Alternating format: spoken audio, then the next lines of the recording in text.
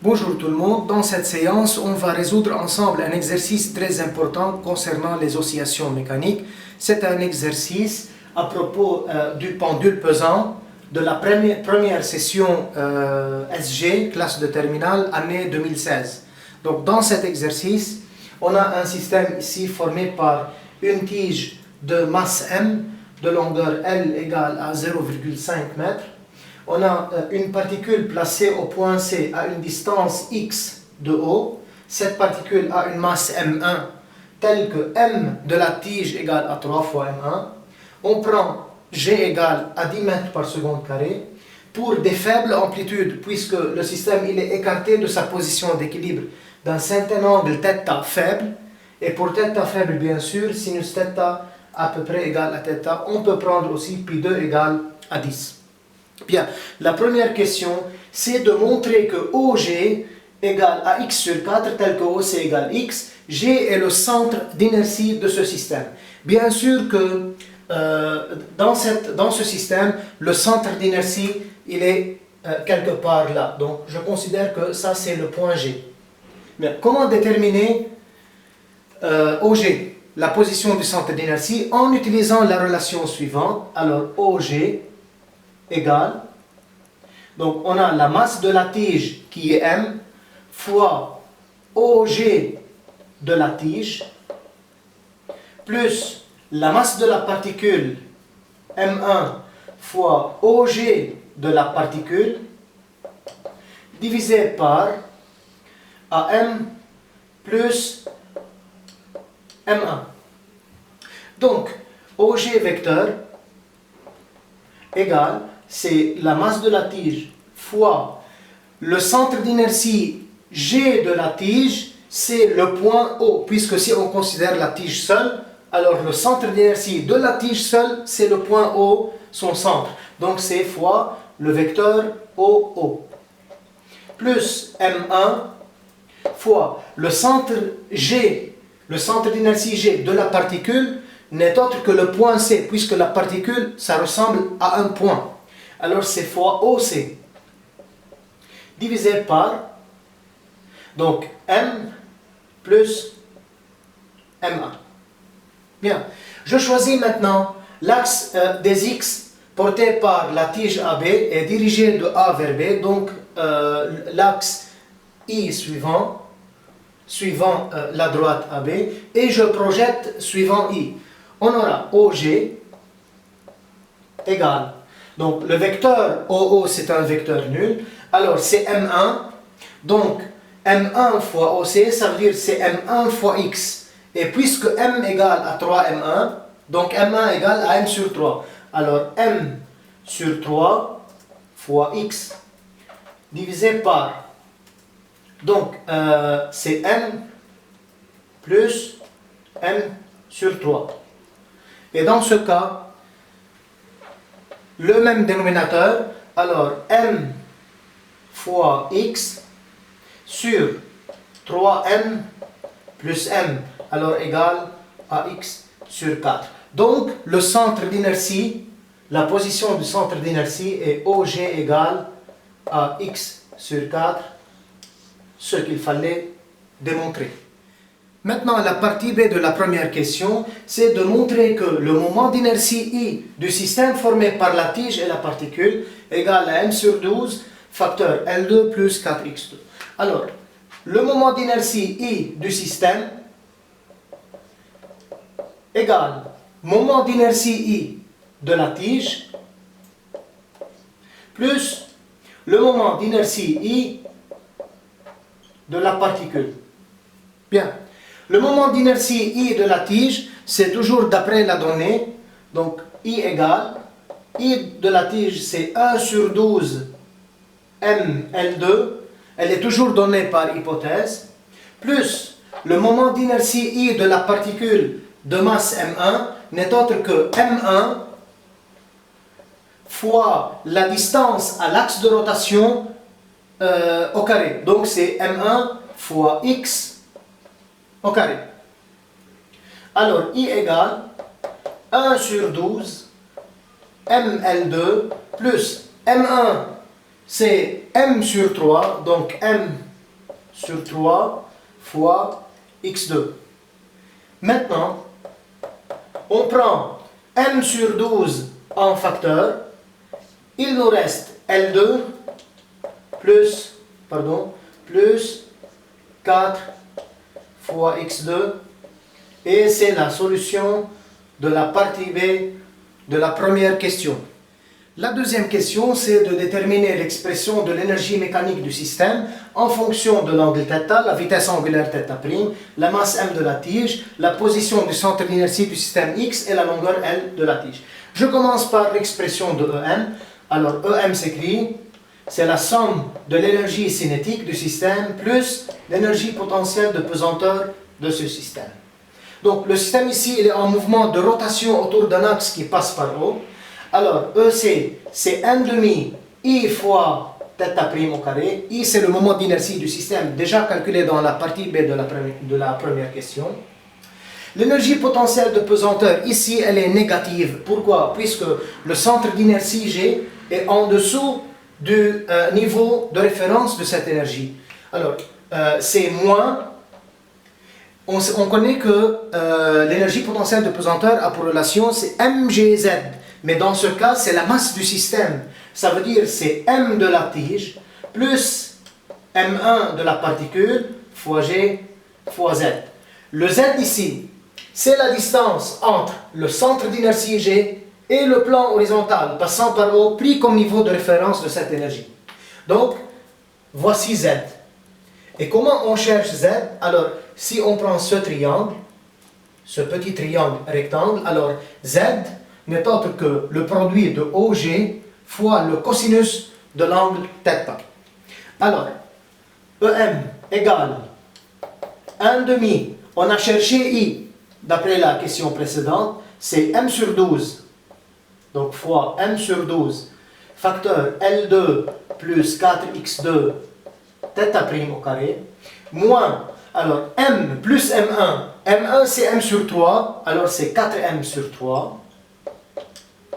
Donc, fois G, ici, c'est 10, fois le Z, c'est OG fois cosinus de θ. Et OG égale à x sur 4 d'après la première question. Donc, x sur 4 fois cosinus de θ. Donc, EM, finalement, c'est m sur 24, facteur L2 plus 4x2 fois θ' au carré, moins, ici je simplifie le 4 avec le 4, donc c'est moins 10 sur 3, x fois cosinus de θ. Et alors, c'est l'expression de l'énergie mécanique du système en fonction de θ, de θ', de m, x et L. Passons maintenant à la troisième question, la partie A, chercher l'équation différentielle du second ordre en θ. Bien sûr, je commence par l'expression de l'énergie mécanique qui est égale à une constante. Pourquoi? Puisque le système évolue sans frottement, donc l'énergie mécanique se conserve. À partir de cette équation, je dérive par rapport au temps. Donc dEm sur dt égale à 0. Ça veut dire que sa dérivée est nulle. Pourquoi? Puisque la dérivée de la constante est nulle. Donc m sur 24, facteur L2 plus 4x2. Donc la dérivée de θ' au carré, c'est 2 θ' seconde, moins. La dérivée de cosinus de θ, c'est moins θ' fois sinus de θ. Alors moins fois moins, c'est plus. Donc 10 sur 3, m, x, θ' fois sinus de θ égale à 0. Maintenant, pour des faibles amplitudes, c'est sinus de θ à peu près égal à θ. Je simplifie 2 et 24. Donc c'est m sur 12, facteur L2 plus 4x2, θ' seconde, plus 10 sur 3, mx, θ' fois θ égale à 0. Maintenant, en regardant cette expression, on peut prendre m sur 3 fois θ' en facteur. Il nous reste un quart L2 plus 4x2 plus 10x fois θ égale à 0. Maintenant, le produit de deux facteurs est nul si au moins un de ces facteurs est nul, mais m sur 3 fois θ' est non nul, puisque m c'est la masse, qui n'est pas nulle, et θ' c'est la vitesse angulaire à une certaine date t. Donc, il nous reste 1 quart L2 plus 4x2 plus 10xθ égale à 0. Ici, il y a le θ seconde. Donc, je divise par 1 quart L2 plus 4x2.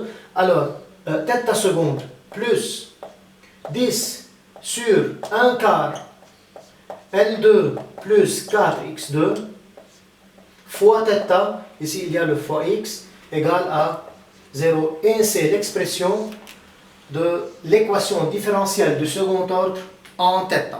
La partie B de la question 3, montrer que la période propre θ0 s'écrit radical 4x2 plus L2 sur x.